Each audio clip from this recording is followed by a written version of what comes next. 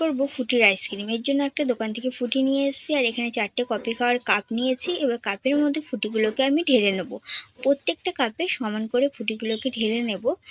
দেখো আমি প্রত্যেকটা কাপেই কিন্তু ফুটিগুলোকে ঢেলে নিয়েছি। এবার ওপর থেকে হালকা একটু বিট লবণ দিয়ে দেবো, যাতে আইসক্রিমটা খেতে ভালো হয়। এবার বিট লবণগুলো একটা কাঠির সাহায্যে ভালো করে মিশিয়ে নেব। দেখো মিশিয়ে নিয়েছি, আর একটা পলিথিন নিয়েছি, পলিথিনটাকে ছোট টুকরো করে নিয়েছি। টুকরো করে আমি গার্ডারের সাহায্যে মুখগুলোকে ভালো করে আটকে দিচ্ছি, আর পলিথিনের উপর একটা ছিদ্র রেখেছি যাতে করে কাঠি ঢোকাতে সহজ হয়। তো আমি এখানে সবকটার মুখই একইভাবে আটকে নিলাম। এবার 4টে কাঠি নিয়েছি, কাঠিগুলোকে আমি প্রত্যেকটা কাপের ভেতরে ঢুকিয়ে দিলাম। এবার এটা ফ্রিজে রেখে দেবো 7 থেকে 8 ঘন্টার জন্য।